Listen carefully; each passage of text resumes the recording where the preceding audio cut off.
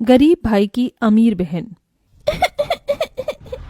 भैया दीदी माँ को आग में से निकालो, उन्हें उई उई हो रही होगी। महेश की आंखों के सामने धू धू करके उसकी माँ की चिता जल रही है। अपनी माँ की जलती चिता को देखकर महेश का मन चीख चीख कर रोने को कर रहा है, मगर अपने तीनों बहनों की सूरत देखकर वो शांत खड़ा है। तभी रामू दुख जताते हुए कहता है, अरे बाप तो पहले ही दारू पीकर स्वर्ग सिधार गया, आज माँ भी मर गई। जाने बेचारा गरीब बच्चा अब अपनी 3 बहनों का बोझ कैसे उठाएगा। मुझे तो इसकी हालत देखकर बड़ा दुख लग रहा है, पता नहीं क्या खिलाएगा इन्हें। अरे भीख मांगने के सिवा छोड़कर और क्या करेगा, अब इतने छोटे बच्चे को कोई काम भी नहीं देगा। लोगों की तरह तरह की बातें सुनकर और माँ की मौत का दुख झेलकर 12 साल के महेश का मन किसी काठ सा मजबूत हो गया था। उसने अपनी आंखों से बहते आंसू पोंछे और कहा, ना मैं भीख मांगूंगा, ना मैं अपनी बहनों की भीख मांगने दूंगा। मैं मेहनत करके कमाऊंगा। आप लोगों मेरे दुख में आए, बड़ी मेहरबानी। अब चले जाइए। महेश समझ गया था कि इस दुनिया में हर किसी को अपनी मदद खुद ही करनी पड़ती है। महेश 6 महीने की नंदिनी को गोद में लिए अपनी बाकी 2 छोटी बहनों योगिता और प्राची के साथ अपनी टूटी फूटी झोपड़ी में आ गया। तभी 5 साल की प्राची ने भूख जताई। भैया भूत लेती है, खाना चाहिए, माँ तो मर गई, अब हमको खाना बनाकर कौन खिलाएगा। अपनी गरीब बहन की बात सुनकर महेश की आंखों में आंसू की बदरा बरस गई। अरे छुटकी, तेरा भैया है, मैं बनाऊंगा खाना। फिर जैसे वो राशन के डिब्बे में देखता है तो बस थोड़े से चावल रखे होते हैं। महेश चूल्हे का धुआं सहकर गीले चावल बनाने लगा और दोनों बहनें योगिता और प्राची नंदिनी को गोद में लिए टकटकी लगाई चूल्हे की ओर देखती रहीं। तभी महेश का हाथ जल गया। माँ! क्या हुआ भैया, आप ठीक तो हो? योगिता को अपने गरीब भाई से बहुत लगाव था। हाँ बहन, मैं ठीक हूँ। थोड़े से चावल में उसने बहनों को खिलाया और खुद भूखे सो गया, मगर मारी चिंता के उस गरीब भाई को नींद भी कहाँ आई। आज थोड़े चावल थे तो दिन कट गया, मगर मुझे काम ढूंढना होगा। अगले दिन महेश काम ढूंढने निकल गया और लखन से कहा, चाचा, आप जिस फैक्ट्री में काम करते हो वहां मुझे भी कोई काम दिला दो। अरे ना बाबा ना, तुझे काम दिलाकर मुझे जेल में चक्की नहीं पीसनी, जा भाग यहाँ से। महेश निराश होकर दिन भर तपती धूप में भटकता रहा। उसके पैरों में एक चप्पल भी नहीं थी, शरीर पर एक मैला कुचैला जगह जगह से फटा हुआ एक शर्ट। तभी वो लच्छू दास के ढाबे पर आया। मोटा ताजा शरीर और निकला हुआ पेट लिए वो कुर्सी पर पसरा था। अरे जल्दी से ये प्लेट धो, ग्राहक खाने के लिए खड़े हैं। अरे ओ पप्पू, कहाँ गया तू? तभी महेश तवाक से बोला, सेठ जी, मैं सारी प्लेट धो दूंगा, काम की बहुत जरूरत है मुझे, दया करके काम दे दीजिए। इस दुनिया में एक गरीब का फायदा हर कोई उठाता है। लच्छू ने भी महेश की मजबूरी देखकर कहा, देख बच्चे, तुझे दिन भर प्लेट धोना होगा और उसके बदले मैं तुझे 50 रुपए ही दूंगा। अरे आप जो देंगे मुझे मंजूर है। 50 रुपए कमाने के लिए अब दिन भर गरीब महेश ढाबे के गंदे झूठे प्लेट धोता ताकि अपनी बहनों को भरपेट खिला सके। अपनी बहनों को पढ़ाने के लिए मुझे और मेहनत करनी होगी, 50 रुपए में तो पेट भी नहीं चलता। ढाबे के साथ महेश अब हर सवेरे अनाज के बोरी उतारता और पैसे जमा करके बहनों को दाखिला दिला देता है। अपनी हर तनख्वाह से वो तीनों के लिए तोहफे खरीद कर लाता और फटे कपड़ों में रह जाता। इसी तरह 18 साल बीत जाते हैं। फिर एक दिन, नंदिनी, प्राची, योगिता। भैया आ गए आप? ये देखो मैं तुम्हारे लिए क्या लाया हूँ। योगिता, ये तोहफा तुम्हारे लिए। शुक्रिया भैया। और ये संतरी और गुलाबी रंग का सूट प्राची और नंदिनी तुम्हारे लिए।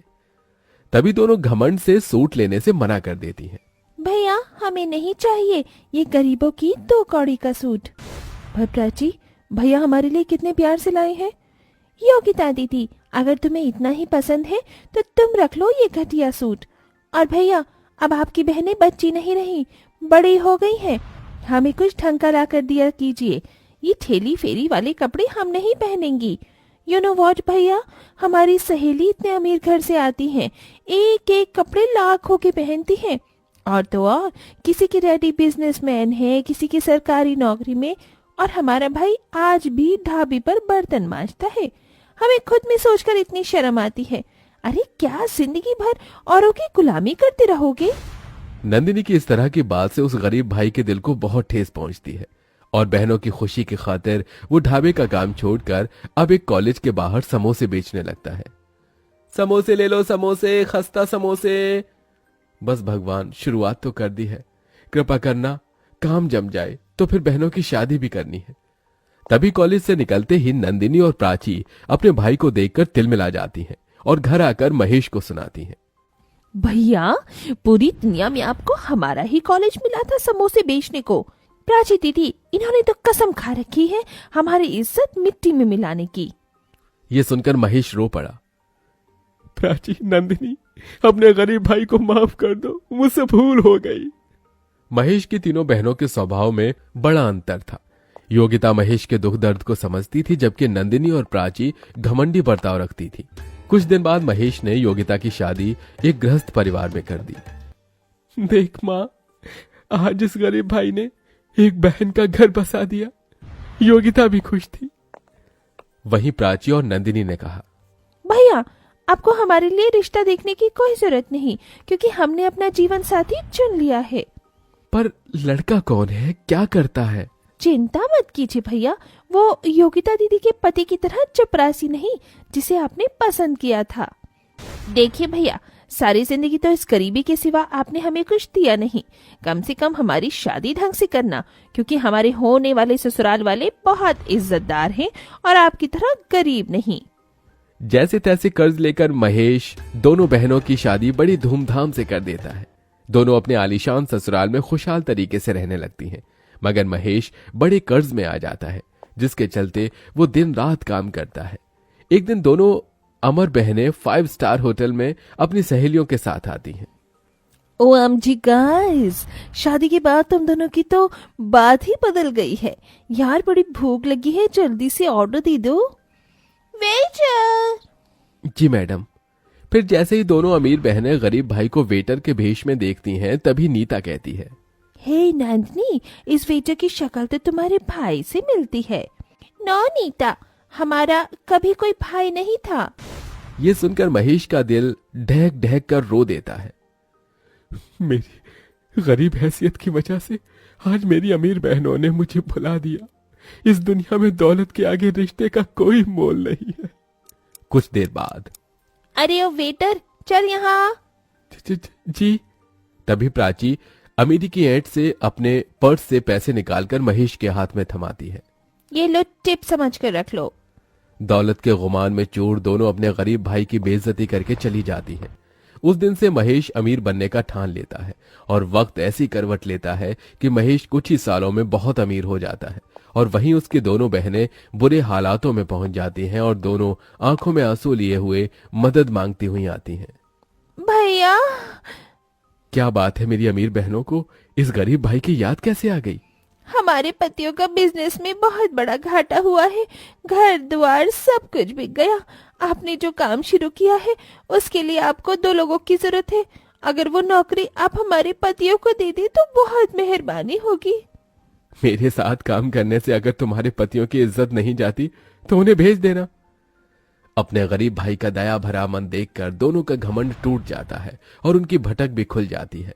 दोनों अपने किए की माफी मांगती हैं। भैया, हम दोनों से भूल हो गई। जिस भाई के पाँव धोकर पीना था उसे पूजना था।